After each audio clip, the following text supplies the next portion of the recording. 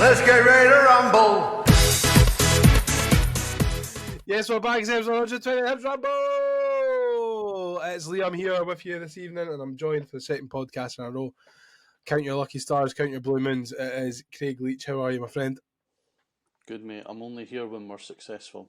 Absolutely, mate. I'm here all the time. So, but moving forward, that'll flip on its head and change. So, and why is that? Tell us. Just a change in circumstances, mate. That's all I'll say.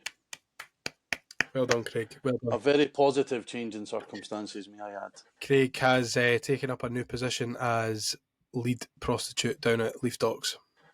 I have. I've been working my way up for the afternoon shift. Mm-hmm. I've been literally putting my back into it. Yeah. Been promoted to the night shift. I tell you what, there's no one in the world that deserves it more than you do. Absolutely brilliant, mate. I'm well prepared for what's coming, literally my way. Come on, Craig. Come on, Craig. That's what everyone was doing.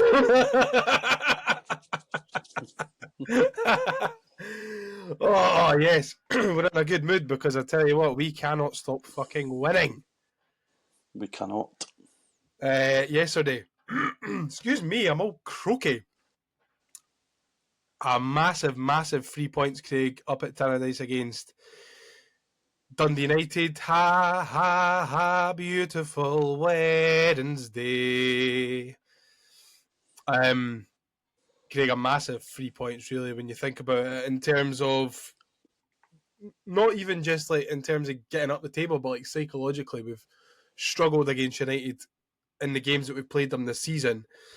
But it's good to get one over them.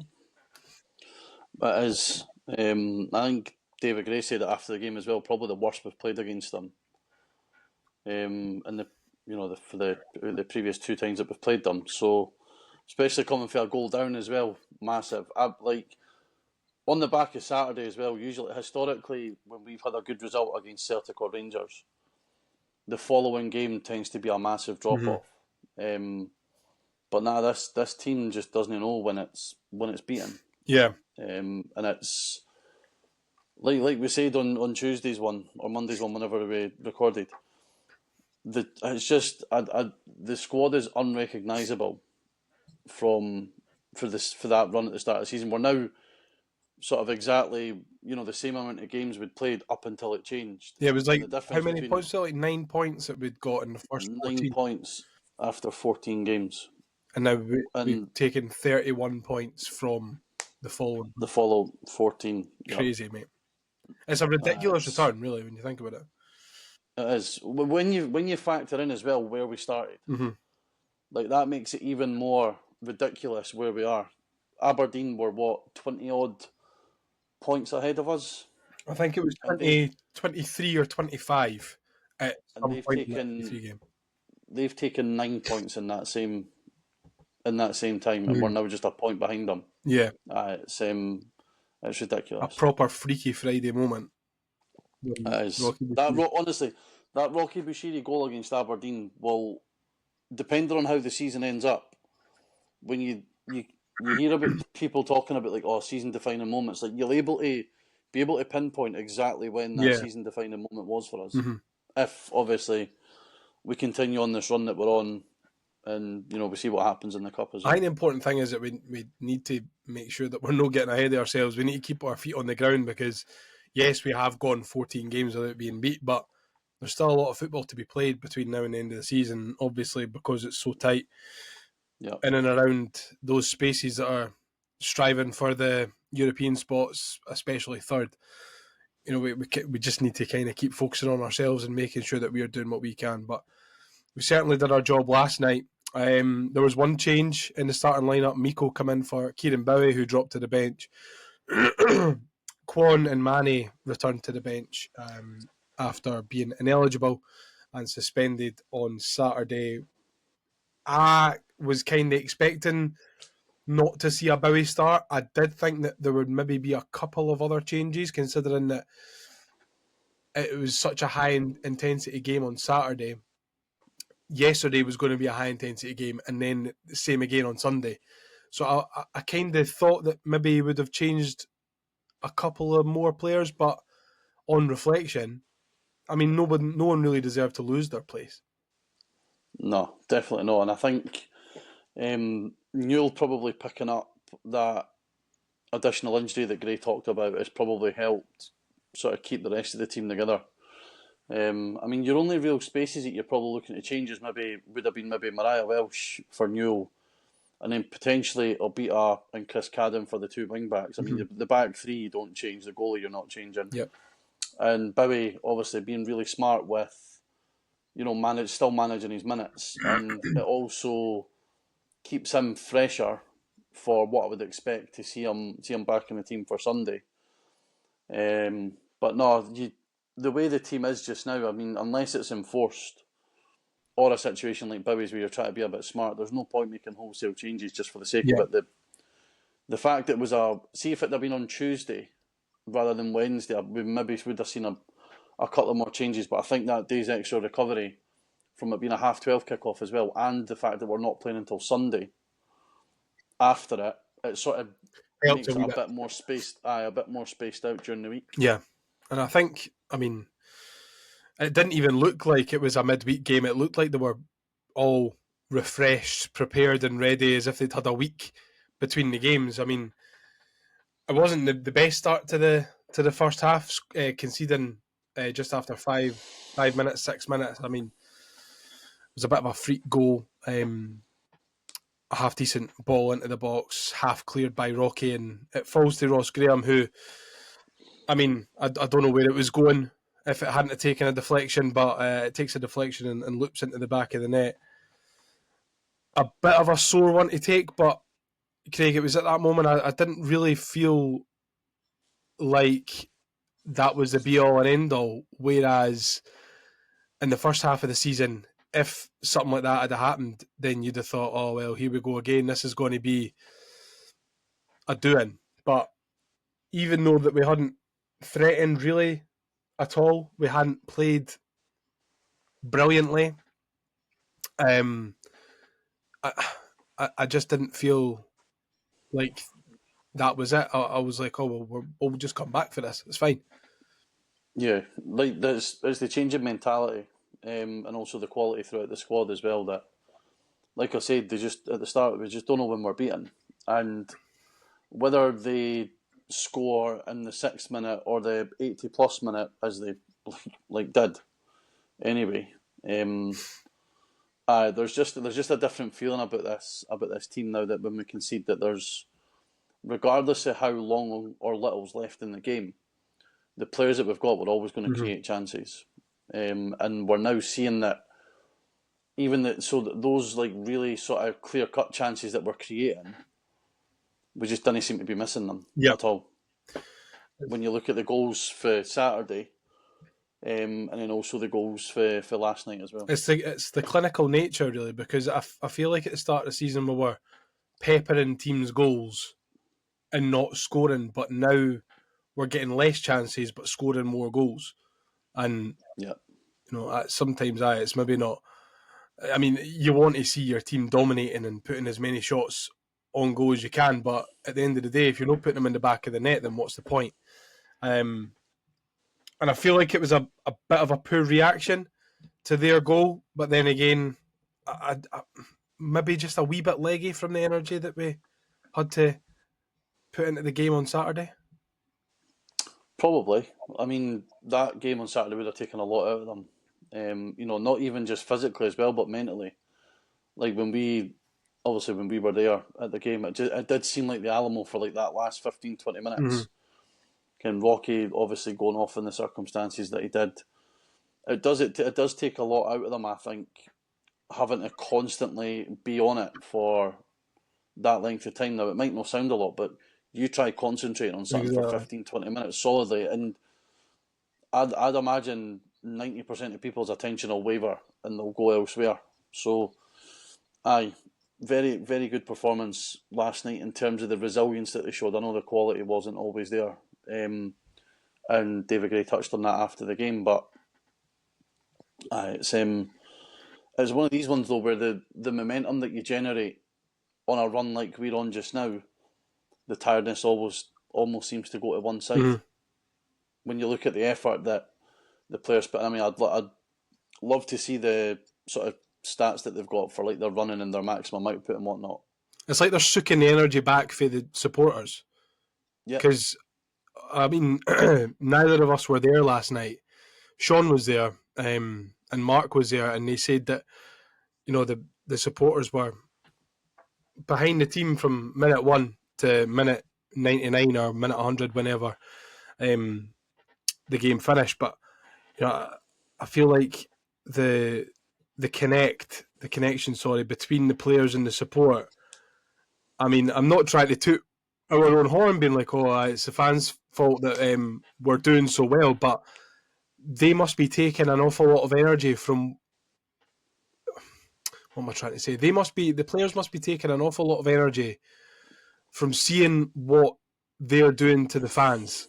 You know, it's a give and take sort of relationship. And last night, you know, even though the players hadn't started great, the fans were still behind them, and the fans were backing them to the last minute, and you could just tell how much it meant to Bowie and Hoylett when the goals go in at the end. Yeah, I mean, you see it. Especially, I think it was probably to Dundee United's detriment as well that they put them behind the goals.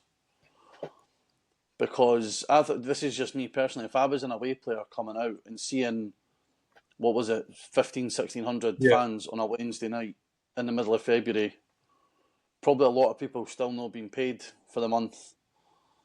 You know, I think it is in probably a lot of football players' nature, especially at our level. Maybe not at the elite level where it doesn't really matter as much, but at our level, especially when you can see that people are making an effort to go and travel.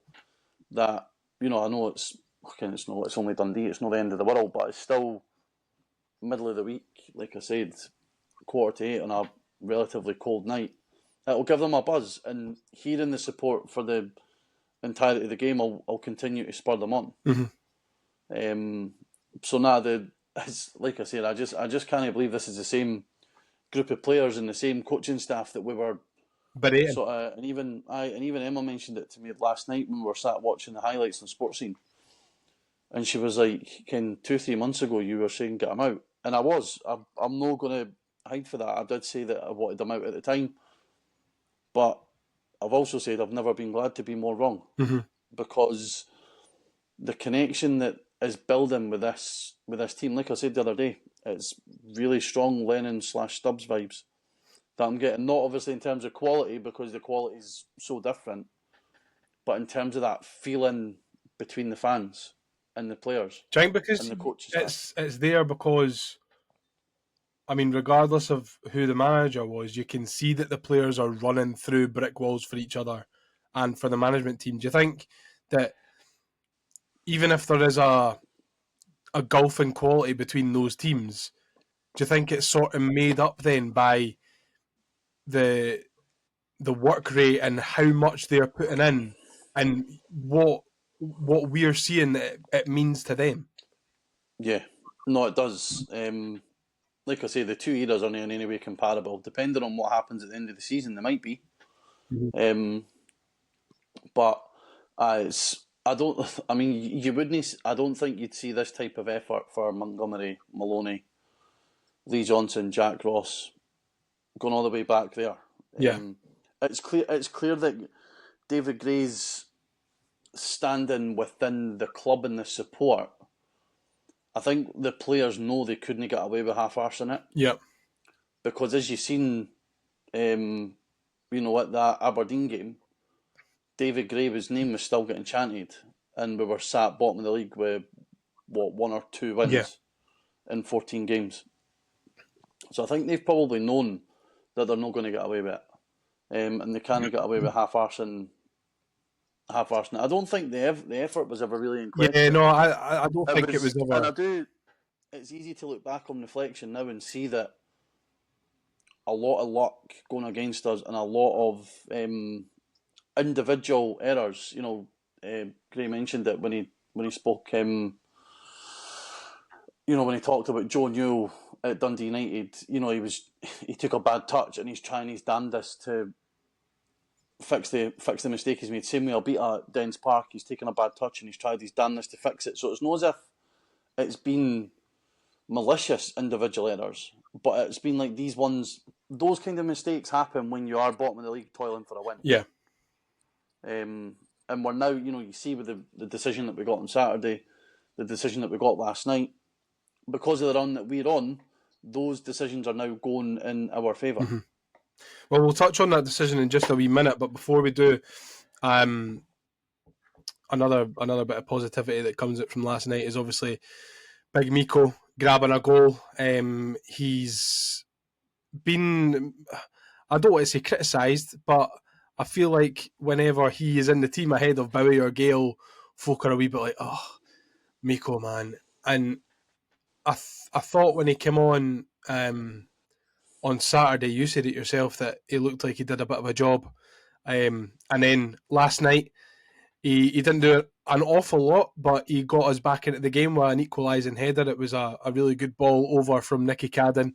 I feel like that's the most common sentence that I've said this season is a really good ball in from Nicky Cadden, very flat and a lot of pace on it. And Miko just had to get his head on it, but he does really well to compose himself and head it beyond Walton, because I think just minutes earlier he'd headed one straight at him. Mm-hmm. Good to see Miko get a goal, but that takes Nicky Cadden up to 9 GA for the season. Some sign, for somebody who was only brought in because he was Chris Cadden's brother. Yeah. We said it on the other day. His delivery's ridiculous. I think it's rubbing off on Martin Boyle as well, though, because I feel like Martin Boyle's delivery, I think you mentioned this other day, is getting a lot better as well. You must be telling Martin Boyle how to kick the ball. That's out of the valve. He is. And I mean, it's a great header for Miko as well. The keeper probably could do a bit better if you're looking at it from an opposition standpoint. I think with the pace on it, though, with the pace and how flat the ball was, I think if the keeper saves it, it's got to be a very, very good save. I think. I don't know. Maybe I'm being a bit too critical. But again, it's a great leap for Miko as well. He's had his critics this season. I think we've probably all been critical of Miko. What we expected from him versus what we seen the first time he was here. Mm-hmm. I know he had his issues with injuries the first time, but when he was fit and playing, he looked like a real handful.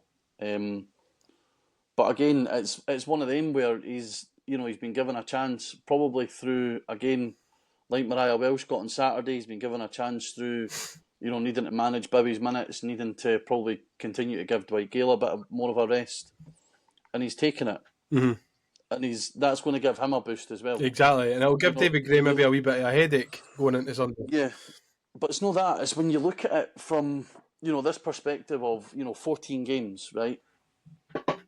The run has to end at some point. Like, no, it doesn't. The law of averages tells you that it does, but usually when you get to a point where you can see the runs coming to an end, players' form maybe starts to tail off. Maybe they're no tracking as hard, they're no running as quick.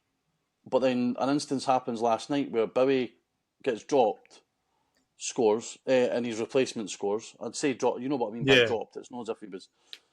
Bowie then comes on, scores, and also scores. And then Hoylett, who's really been seen an awful lot recently, comes on and scores.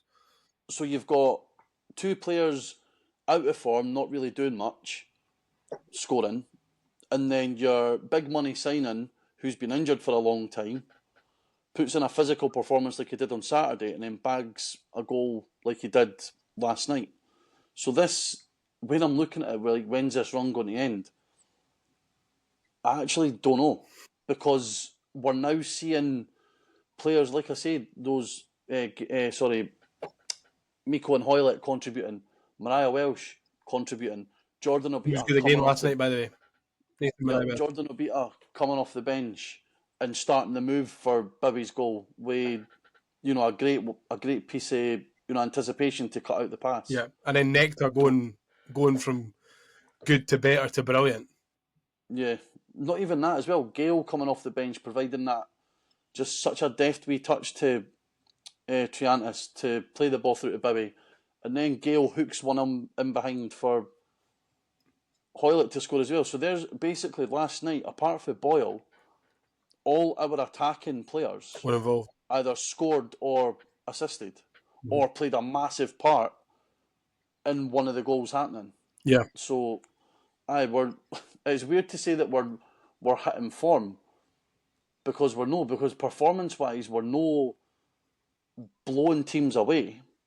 But we're doing what we need to do. But we look unbeatable. And this could come back to bite me on the arse at some point, and it probably will. But as it stands right now, from what we are seeing, this team who went from not knowing how to win a game are seemingly incapable of losing. We're actually incapable of losing. Yes, eagle-eyed viewers, if you're watching on YouTube, you will have seen the addition of Mr. Shaun Corrigan. He's made it back. Let's go. Well done, mate. What's happening? He told us that he'd be able to start at 6:30, and it's now 7:10, and he's only just come on. Oh, I'm just back from Dundee. What a shithole. Taste of my own medicine, to be fair, Shaun. As used to you all the time. I know. Here's your like, you know how you get those like the 10 rated like Pokemon cards in that. This is like your 10 rated Ramble moment, having us three together. Yeah, this is true. So treasure it. I don't know why I was doing do not that get as any well. better. Watch it! Drink it in! I swear you'll never see anything like this ever again! Shaun, you're just in time, actually, because we are about to talk about the biggest controversial moment of last night. And that is, of course, Sam Dalby's disallowed goal. Sam Dalby. Now, Shaun, you were there. Outstanding viewing. You were there, right? And I've seen a lot of people moaning about the communication from the stadium announcer, which I don't think it's their fault. I don't really think it should be down to them to make sure everyone understands what's going on, especially if they don't understand what's going on themselves. But when it first happened, did you think at all, oh, there could be a VAR check here, or did you just think it was a legitimate goal? Well, first of all, if you've not already mentioned it, the free kick for it is an absolute shambles. It's a shoulder to shoulder. Like that's never a foul. Like just is this that's Nicky Cadden, isn't it? Be stronger. So there's mistake number one. Human for that. As for the actual goal, I didn't think anything of it at the time. As in, like, when it happened, I just thought, right, okay, back post, we've been shit at defending the cross, typical, and it's went in. It wasn't until, and I don't think a lot of the Hibs players, if any of them, from my recollection, put up any level of argument or fight, because Martin Boyle, club captain, straight to the halfway line, foot on the ball, ready to go. I saw Rocky and Smith at the ref, and maybe someone else, but I didn't really know why. And then even then, ball's on the centre circle, ready to go for at least a couple of minutes, and then at that point, fair play to the stadium announcer, right? He did obviously try his best. I don't have too much of an issue with how they communicated it, because ultimately, like you said, it depends on how he's been given the information. As soon as I assume he was made aware, he then made the stadium aware that it was a potential offside check. And then 3 or 4 minutes passed, and then he went potential handball check. So that then, unless you're thick as shit, you can then understand that, right, there isn't an offside there, so he is onside, and they're now checking the actual goal.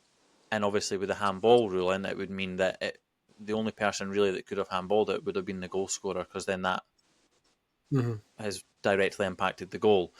And I said that to my mate that I was there with. So it was really, really frustrating the whole night from a VAR perspective. But it was communicated as well as it probably could have been from the stadium. From the stadium's perspective, it was just frustrating that it took that long. And obviously it worked in our favour, which is fantastic.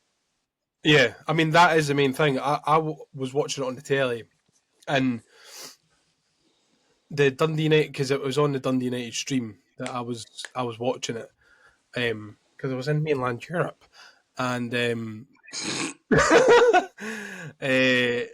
no, listen, it was they thought that it was fine.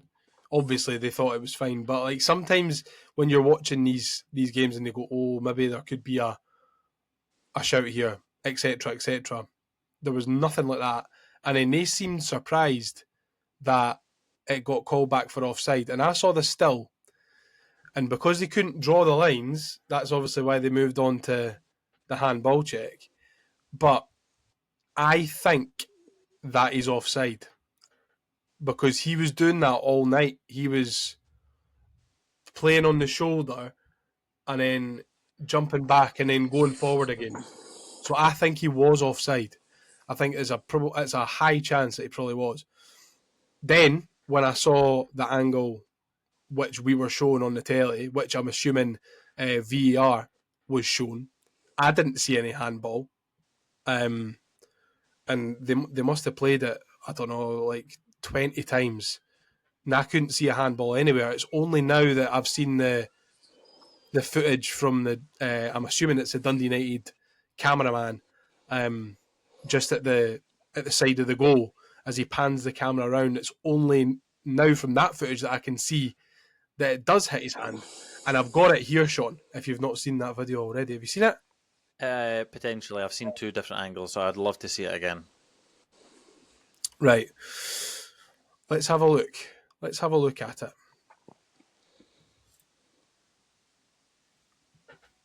Oh, I've not seen that angle, no. I've not seen it that close up, and that is a clear handball. Yeah, well, you can kind of see that... There was a replay that I seen. Sorry, Liam, to interrupt. There was a replay that I seen, which I'm assuming is the zoomed out version of that, and it wasn't until I saw that angle where I saw that it had hit off Dalby's head down onto the arm and then up from there. Because if it had hit, I'm assuming that's Tannadice. If it had hit him, it would have bounced back against him again. Do you know what I mean? So the trajectory of the ball clearly changes because of what it's hit. So, I mean, VAR obviously has got a lot of criticism recently, and yes, it took a humongous amount of time to get to the decision, but ultimately, factually, that's the correct decision. I've seen this quite a few times now, right? And the first time that I saw it from, not from this angle, but from the angle that we were shown on the telly last night, and the ones that you see on the highlights and stuff, I was thinking it maybe does come off his arm, but I thought it come off the t-shirt line. And I've been told that regardless of where it hits, if it comes off your arm and goes into the back of the net, it's a handball, apparently, is a rule. But I'm just looking at it again now, and I don't think it does come off the t-shirt line. I think it comes off like the inside of his elbow. It comes off his wrist. You can say it's come to me, hits there. He headers it onto his wrist, and it skids off. His wrist. He's right. See, I was thinking it come off his left hand. Nah. No, it comes off his right wrist. That's where I'm looking. Oh, it's a blatant major handball. He headers it. The ball completely, the trajectory of the ball completely changes, and the shapes on the ball also completely change straight away as well to indicate that it's taken a completely different course of direction. Yeah, I wouldn't have said this a couple of months ago, but David Dickinson, is it David Dickinson? David Dickinson is the real deal. Referee of the year. Well done, son. Oh, no, absolutely. No, whoever was in the VAR booth. He actually gave the goal. Apologies. I mean, it's an incredible spot, because I've only just noticed now that you tell me that it's come off his right hand. I was like, it kind of looks like in this video that it comes off his left arm a wee bit. I see what you mean with his arm, because his left arm kind of swings round behind it. Aye. Yeah. No, but no, it comes off his. I think because I've looked at this angle far too much, and I've maybe neglected the other angles quite as much. But I think if you're a Dundee United fan, at the time, right, I was thinking that's a disgrace of a decision. I don't understand why it's been chopped off. But now I think if Dolby's hand isn't there, thing is, even if his hand isn't there, it probably hits off of Tannadice's back and goes in anyway. So he's only got himself to blame. Should be a foul for the hand on the shoulder anyway. I mean, Tannadice has got about as much as a hold of him as he has a irrelevant. It doesn't matter in this scenario. All that matters is we got to the right decision. We did get to the right decision. Also, for all the folk bitching and moaning and greeting about VAR, that's what it's there for. Imagine this angle had came out after it and the goal was given and we got beat 2-1. Yeah. It's and the Dundee United fans greeting about it as well. There was a thing came out earlier on. They have benefited 5 times this season from incorrect VAR / refereeing decisions being gone in their favour. The penalty by Miko at Easter Road being one of them. Yeah. So they can stick that right up their 9 darter as far as I'm concerned. Good. Shaun, I just want to get your thoughts quickly on Kieran Bowie when he come on. We were talking about him a wee bit earlier on, and we thought that he was effective when he come on, really good. Obviously, we understand why he didn't start the game because of how much he put into Saturday, but when you're in the ground, just how effective was he when he come on? What a player, eh? What an absolute diamond of a player. I wanted him on maybe 5 minutes or so earlier, and Gale as well, but I was surprised that surprised Cadden came off, but again, in hindsight, we won the game, so great decision. And played a lot of games, Nicky Cadden, a lot of minutes. With Boyle now, it looks like an absolute masterclass because they've now got half an hour rest or whatever it was for the derby as well.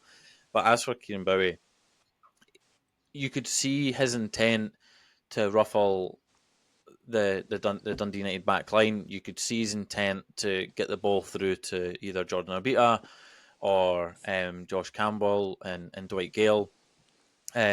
He did give the ball away quite a bit very early on when he was first on because miscommunication, not up to the speed of the game.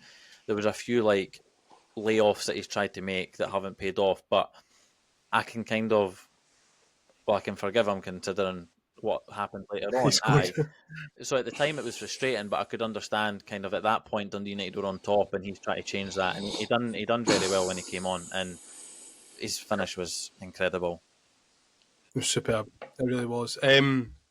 What I like about him, Craig, is that he comes deep to try and get involved in the game, but he's got so much energy that regardless of whether he comes deep, he still gets himself back up into those attacking positions where your number 9 should be or where you want your number 9 to be. He feels like he's got the physique of a classic 9, but he's got the energy of a 10. Yeah, and that will only get better the fitter that he gets. He's like we said before Shaun came on, he's only just had his first start, and even then he didn't even go the full 90. He only went to 60 minutes or 55, 60 minutes, whenever it was. So no, he does. I've been a bit surprised, if I'm being honest. I thought that when we signed him, that he was more of a sort of cutting inside off the wing kind of guy. Yeah. I didn't even realise he's 6'1", 6'2", something like that. Big boy. He's a big lad. Well, it's not as if he's lean like a Ollie Shaw type figure. Yeah. So he's really excited to see where he can go when he's fully up to speed. Yeah. And like we said, managing his minutes in games like last night, in preparation probably for the game on Sunday, I think will only see us in good stead going forward. Absolutely. And this is what David Gray had to say about Kieran Bowie's performance yesterday.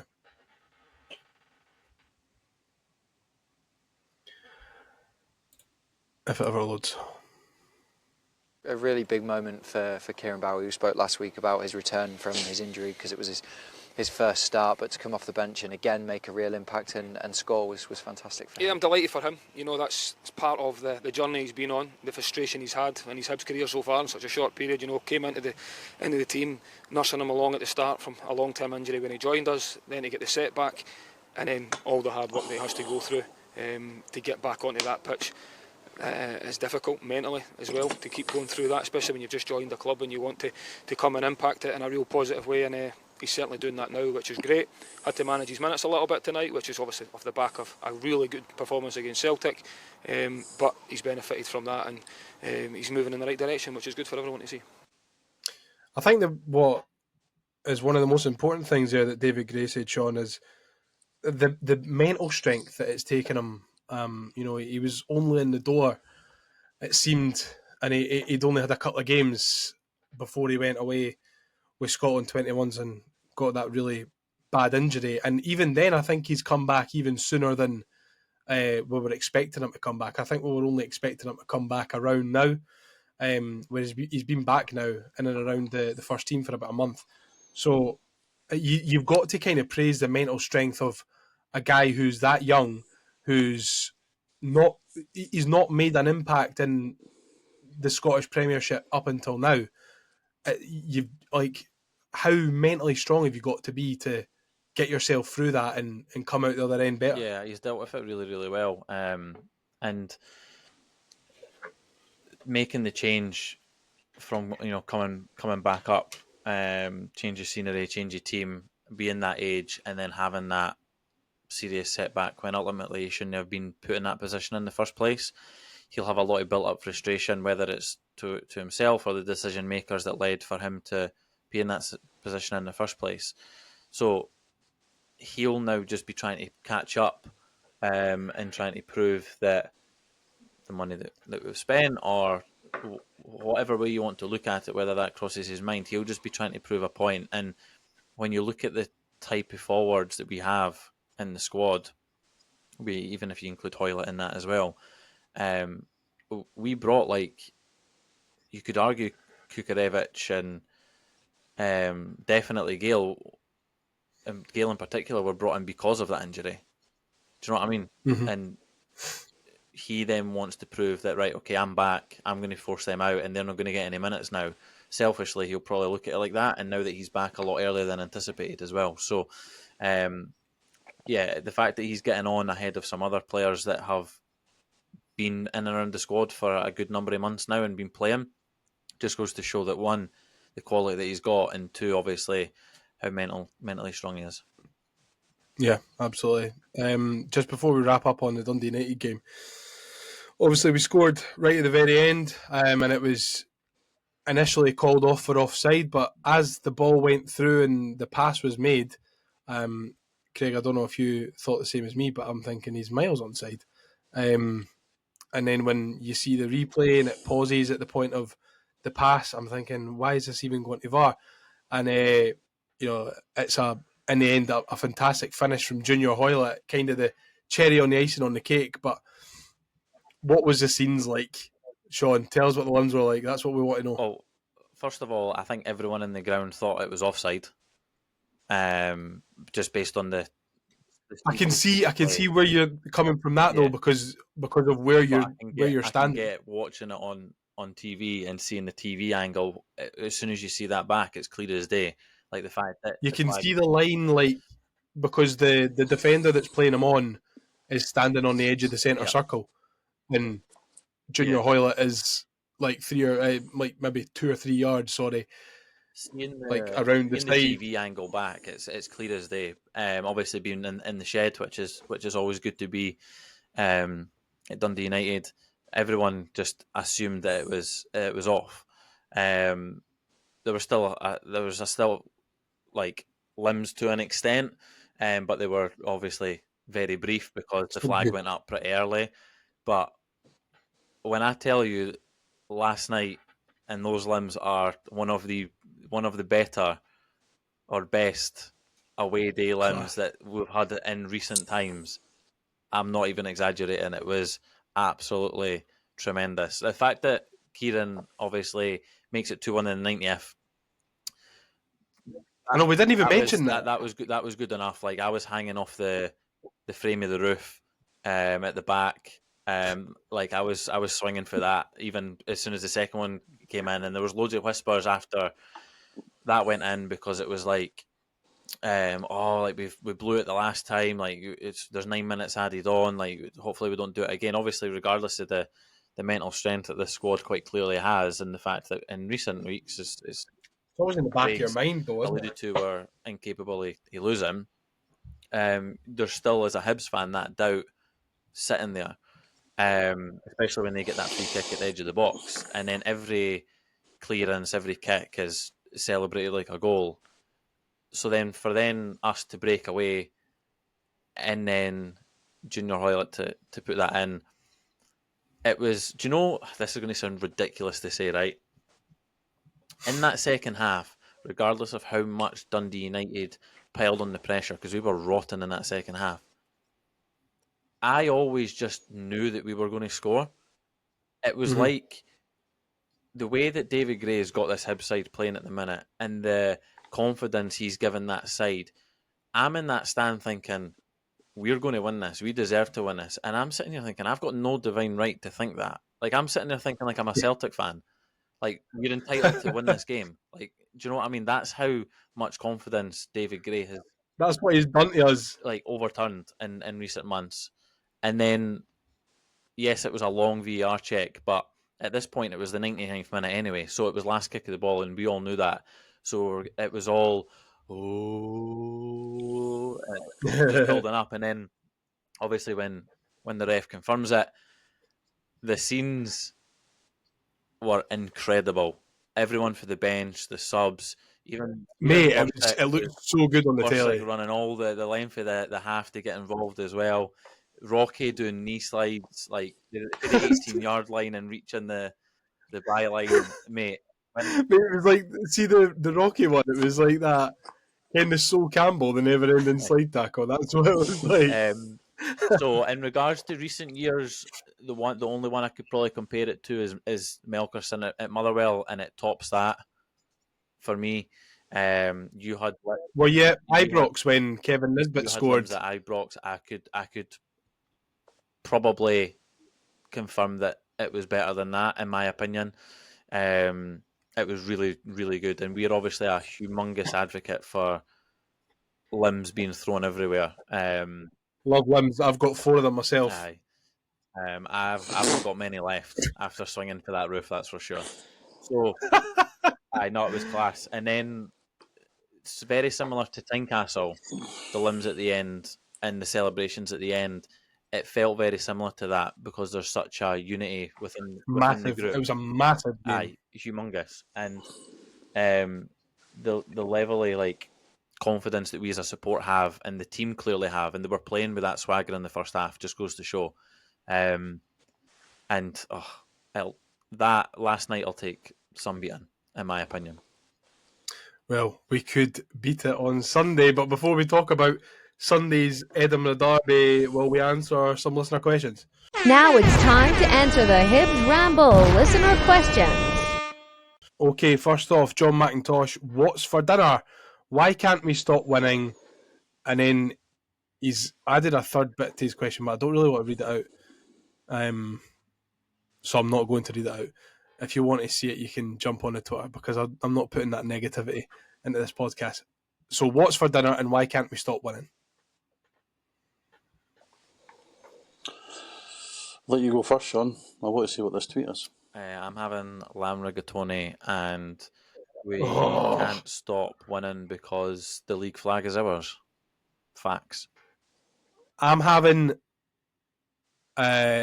shock. Shaun, can you guess what I'm having? I'm going to go with pizza. Correct. And we can't stop winning because we are the best. That's all. We're the best. John, I'm just going to say it right now. You ever come with that negativity again, your question will no longer get answered at all. Never mind first. Yeah, Ken, what you can do, John, if you ever come with that negativity, you can spread my cheeks and suck a fart out my arse. Yep. And also, if you are going to come with that negativity, at least spell animals properly. Fuck me. Listen, John, don't listen to him. He's a bitter, angry old man. Pizza and halloumi sticks for me. Wow. I wish I had halloumi sticks. Ken, what we got actually yesterday, I don't know if you've seen it on TikTok or that, but M&S are doing like this massive chocolate bar. and it's... Hold on, I'll go and get it. No, it's not that important. It is important. It is important. Shaun, keep them entertained. Absolutely not important. Do you know what? We might as well just move on without him, Craig, to be honest, because we both know the podcast is much better without him. He's only good at production. Yep, 100% agree. Right, I'm back. Oh, it's called The Big Daddy. Not worth it. And it is. Look at inside it. Well, that's obviously... What the fuck has this got to do with having... That's not your dinner. But, I mean, it's going to be after my dinner. It's chunky chocolate bar with caramel, peanut butter, and roasted peanut pieces. And you know how much this cost me? Couldn't give a fuck. You know how much this cost me, Shaun? I really don't care. £7.50. Because, Ken why? I'm rich as hell and my driveway's 1.5 miles long. Next up, Keith Robertson. Great character and performance once again. This team are setting new records and Sir David is creating more legendary status. What's a good excuse to give my boss this weekend so I can go and watch the Hibs scud the wee team? That's a good enough excuse. Anyway. If it's a new job, Keith, remember, every time you start a new job, you've got 4 alive grandparents. I can't wait to introduce mine. So, if push comes to shove, just say that your grand died or something. Yeah, or alternatively, just be a man. Be a man. It's a good point, actually. What is the record of games unbeaten? Is this now the record for the club? Does anyone know? I don't think it is. It was the record since 1972, and that I don't know if that was when we went 13. We hadn't done it since 1972. Holy shit! That's quite good. There'll be a team for like the 40s or something Hibs that haven't tweeted since last night to say that's now a new club record. It would indicate that it's not, considering when we reached 13, they'd said that was the first time we'd done it since 1972. All right, well, I'm sure we'll find out. That huge a club would do it often enough, clearly. Huge. Longest unbeaten run was 24 games. Oh, fucking hell, no chance. Between March and November 1940. March and November? I suppose... Does that count, though? Because that'll be spanning over 2 seasons. Well, because you're still unbeaten in 24 I games. know, but... In fact, no, I wouldn't be having that. No, that 100% back that. That counts. You back it? How? Because I just said I didn't, and then I realised that Arsenal went unbeaten for a full season and then carried over into a new one and got to 49. Yep. Doesn't count, mate. Doesn't count. Next up, Gav Dick says, Kieran Bowie, some player. He's going to leave us for a hefty fee. That's how good he is. Is this his best performance in the green and white? Third place is so on, and then come on with about 5 exclamation marks. And Craig, you'll be glad to hear no spelling or grammar mistakes. Well done, Gav. That's my boy. It's only taken us fucking 2.5, nearly 3 years. Technically, is it his best performance in the green and white? There is green on that strip, but it's mostly white, isn't it? Well, we'll let him off with that. Yeah, I would actually say he had a better performance against Celtic. Yeah, I thought so too. I mean, it's a great finish though for his goal. He takes it really, really well. And I think Gav is bang on the money, Craig. I think he will. When he leaves us, it's going to be for quite a lot of money. Yep, mad that we're saying that for a boy who's only had 1 start. Get your peas out, blood. That's what I say. Next up, Max Voboril. I'm so sorry if I've butchered your name, Max, but he says, how long will Bowie be a highbie before Real Madrid are in for him? I don't know, like if they want to do a swap for like Mbappe or Endrick or that, they better pay us big and give us him. I think I would take Mbappe. I don't think Mbappe fits in the system. Vinny Jr. then? Nah. Take Vinny. Boycott Hibs. Nah, fuck him, mate. Boycotting Hibs. What about Jude Bellingham? Because obviously Tannadice probably won't be back next season. So I would take Jude Bellingham because that means we would have to play Hey Jude, and we can't play that. No, we don't have to play Hey Jude. We do. It's a clause. Oh, is it? Oh, right. Would you take Modric twilight his career for a season? Abso-fucking-lutely. Oh my god, what a player! I'll take Rodrigo. Rodrigo's a good player as well, actually. Aye, there's a few that you'd probably take, eh?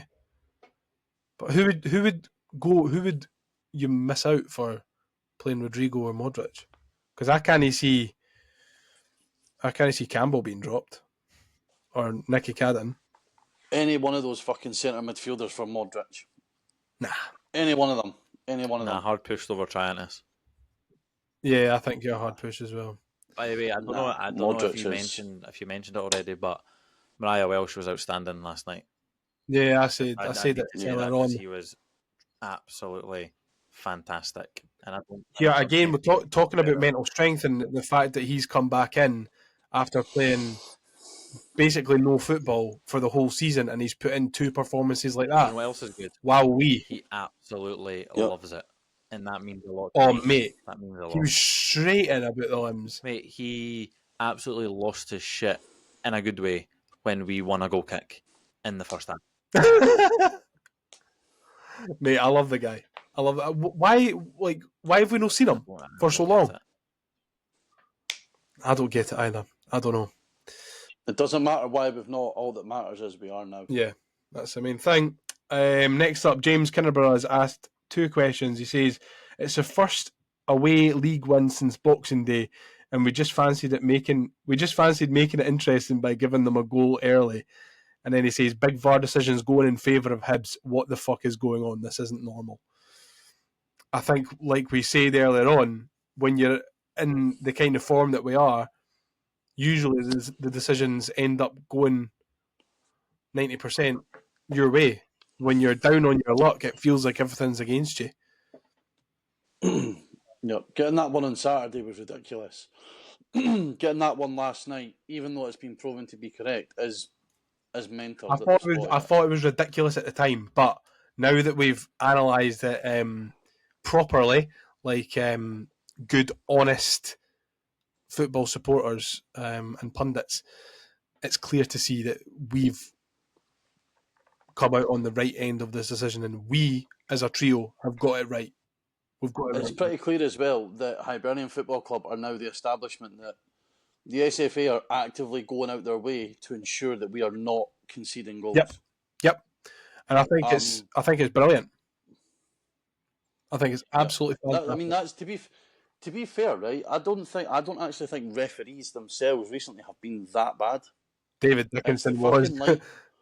It's the linesmen that are fucking shit. It's how long they take to put the flag up. Pisses me off. Right, do you know what, right? But that Hoylett one last night, if the linesman puts his flag up straight away, he doesn't go on and score. So swings and roundabouts, but I didn't like it. If that's going to be the case, then don't put the flag up at all. And then if it comes to it, then just check it on VAR. Do you know what I mean? That's what they do. They just put the flag up at the end. Yeah. Well, some linesmen don't. There was a couple of instances with the other linesman at the other end who put his flag up right away. When I'm thinking, well, the attacking phase of play is not even finished. Okay, next. Harvey Scott, feels good for a decision like that to go our way. Swung the game in our favour. Shaun, you were there. You probably get a better feel of it than us. Do you think if that had gone in, we'd have seen a completely different result last night? 100%. My mate said it to me at the time when it got called off, or chopped off, sorry, should I say. He was like, the fact that this has taken so long, and then if it does get chopped off, the momentum will swing in our way. It didn't really to an extent. It just made Dundee United less dominant in the match in the second half.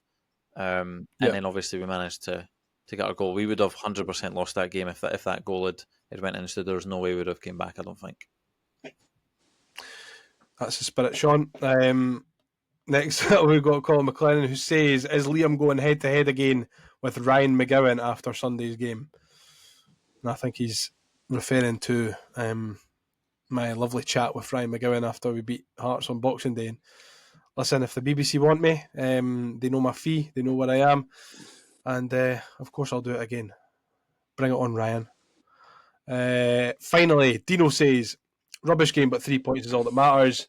Is it just me that think Miller and Rocky deserve new contracts? Rocky, absolutely, but I fear it's going to be a part of the ways in the summer. Well, we've seen a bit on, someone put on .net that they spoke to Malky Mackay and they said that a deal is being talked about, but kind of got the feeling that Rocky might not sign it. You can't really blame him, I suppose. Thing is, football's a short career. He's a young guy. Yeah. He's clearly on an upwards trajectory. If he gets an opportunity to go to a team that's a bigger team than us, that he's getting paid more money, that he's getting a chance to play regularly in Europe, who are we? He's not good. You're talking Championship. That's where he's going to go. English Championship. Champions League. Champions or League. Belgium, aye. Yeah, I mean, if he ends up going to a team like I'm no by when I'm saying maybe playing in Europe regularly, I'm not talking about him going to Liverpool or Man City or whatever like that. Like teams it that depends. Are, the whole narrative could change if we finish third. You never know. Yeah, I think I would love to see Rocky at Easter Road next season. Do I think it's going to happen? I'm not sure. But we need to try everything that we can to make it happen. And if the time comes that Rocky does move on because he's got a better offer, then who are we to stand in his way? Because after what he's done for us this season, I think he deserves it. And I would just like to place on record that we have always been pro-Rocky. Yeah, I love Rocky. Yeah. I think it was when Ben Kensel read out that text saying, "Why do the fans hate me?" That made me feel really sad. That made me quite upset when that happened. Will we talk about Sunday? Look at the wee smirk from you, Shaun. You're ready to talk about it, ready, mate. I asked Craig off air, and I'm going to ask him on air. Are we winning on Sunday? Oh, is that for me? No, for both of you. No. I know, but he said he asked me. I thought he was asking you. Because I'm asking both of you. I'll go. We'll I'll go first. I'll go first, Craig. Then, because your answer will be different to mine. I think it'll be 1-1. Well, I said we won't lose on Sunday. I don't think we'll get beat, but that's a different to saying that we will win. I just it's weird. Usually you go into these games and the both of us are absolutely stinkingly shite. Mm-hmm. One of us is stinkingly shite and the other one's average, or one of us is shite and the other one's doing well. We very rarely go into a game like this and both of us are doing well. Run, yeah. And I don't know. I've obviously seen the run that they're on. I don't know what their performance levels have been like, if they've been blowing teams away or whatever. I know they beat Dundee 6-0 a few weeks ago. But no, it's but I'm more confident after what we done at Tynecastle. When even a lot of Hearts fans said after that they've never really seen us play like that in a derby, when in terms of physically we were better than them. I'm going to put my balls on the chopping block. Better, but I'm going to put my balls on the chopping block and say that we win and we don't concede. And we score more than 2 goals. I'm just going to say I got asked the question last night on the way home, and unless I'm wrong, and I obviously hope that I am, we've not won back-to-back matches against them since 2017, and before then I couldn't find when the last time was before that. So sorry to shit on your parade. However, if we play anything like how we can play, even like in the first half last night, which I thought we were popping about, like we looked like champions last night. We were playing with a swagger that Celtic would have. That's how confident David Gray's got this squad playing. So if we can play anything like that, or anything anywhere near how we played at Tynecastle, we will be just fine regardless of what Hearts side turn up. Yeah. And I mean, defensively, they are obviously missing the majority of their first choice defence. I know they've signed they signed a good goal scorer with Jamie that. McCart, though. But I don't know, there's just, like I said before, there's something about this Hibs team that feels like they're incapable of losing. And I feel like if it clicks on Sunday for us, again, this could probably come back to bite me on the arse, but if it clicks on Sunday for us, I don't think there's anything that they could do to stop it. Especially when you look at the starting 11 last night, you look at all of a sudden now the severe strength and depth we've got on the bench, and that's not to mention Yuan potentially being available for Sunday as well. Chances. And Neil still being out as well. Like, yeah. Mm-hmm. So, no, the squad, I genuinely, and I'm not saying that in terms, I don't know, I don't see enough, I've not seen enough from them. Maybe the only threat they've got is Cabangu, but he only seems to score against the shite. Because 6 of his 7 goals have been against Dundee, St Johnstone and Brecon. Mm-hmm. So we'll just need to wait and see. But I hate feeling confident. The only time I've ever been extremely confident going into a derby was the game at Easter Road, the last game before COVID. And they beat us 3-9. And they absolutely slapped us up and down the place. Exactly. Right. Goals wise and performance. I'm like that as well, but to quote one of my favourite podcasters, here at the Ramble, we don't do predictions, we do spoilers. And are we going to get beat? Nope. Are we going to draw? Nope. Are we going to win 3 or 4-0? Fucking right we are. We are going to pump them on Sunday. They have not got a fucking chance. I tell you now, they have not got a chance. Come back, clip this, bite me in the arse. Not a fucking chance they walk away from Easter Road on Sunday with anything apart from their tail between their legs. You can tell that you're still a few years younger than me and Shaun. Like, no, I can exactly how you feel. I can exactly how you feel. You fucking don't believe me. You don't. I can see by your faces that you're gutted that I've said this, but I'm telling you right now. That's how it's going to go on Sunday. Do you know what, right? I would just like to put on record, after what Liam has just said, I am now not going on Sunday. I'm not going to the game. The thing is, right, this run that we have been on for the past 33, coming up 34 years of my life, right, against them has to change at some point.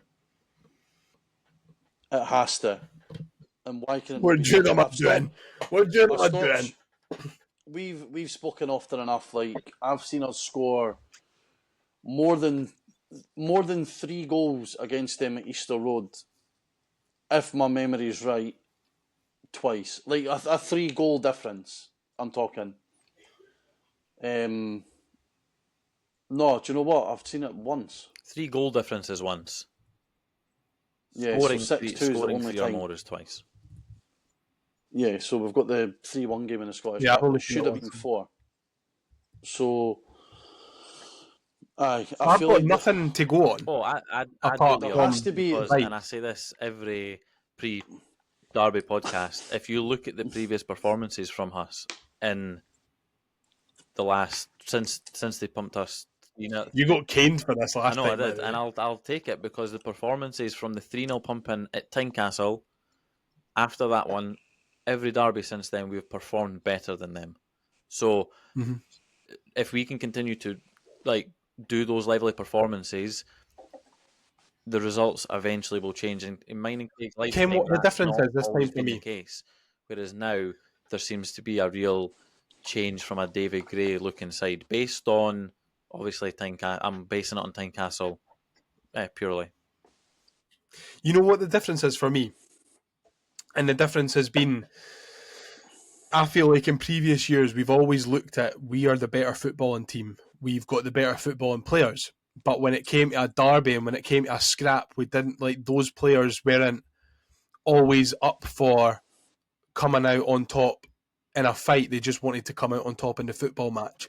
Whereas now, I feel like the players that we've got and the players that will be playing on Sunday are, one, up for a fight and up for a battle, and two, they're better football players than what they've got. So it points to me towards a comprehensive victory. And I think that for me is what's given me the confidence, is that I've seen this team go into games where we would physically struggle and come out on top and hold our own and do really well. And that's, for me, that's where I'm taking the confidence from.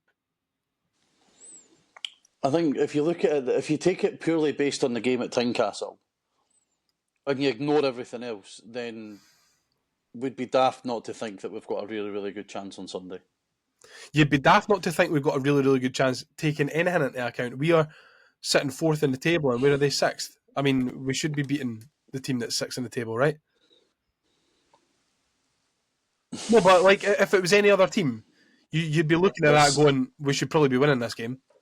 I am hoping and praying like fuck that I don't need to private my Twitter on Sunday. That's all I'll say. I don't think your Twitter's a loser behaviour, Craig. Come on, grow up. You're almost 40. Yeah. Whoa.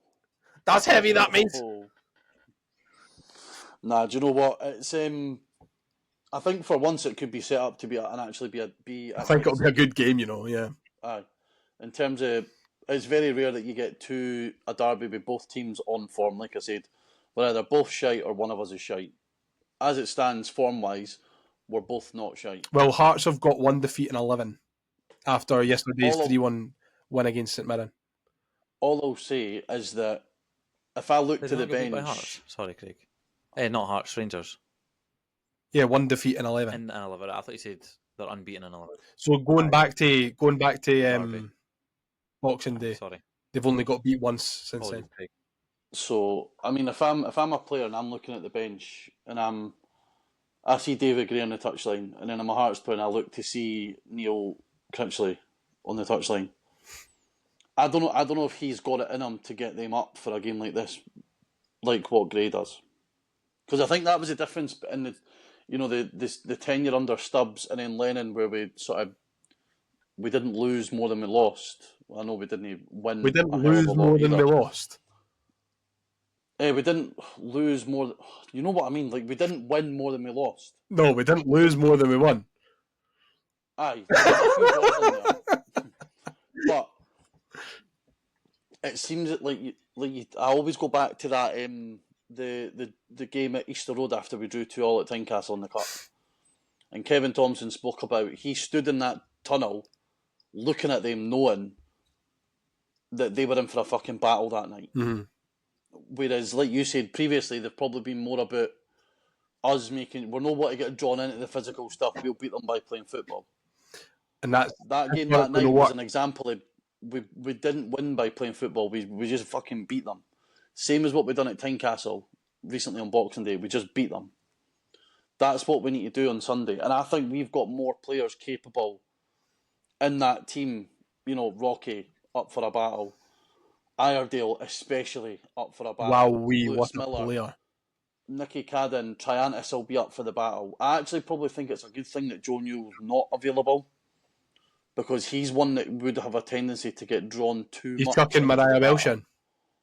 Yeah, Mariah Welsh. I'd keep the same 11 apart from Bowie and Formico. Yep. You go and do what we've done against Celtic and hit them hard. Just fucking go to it. Like there's like I don't know.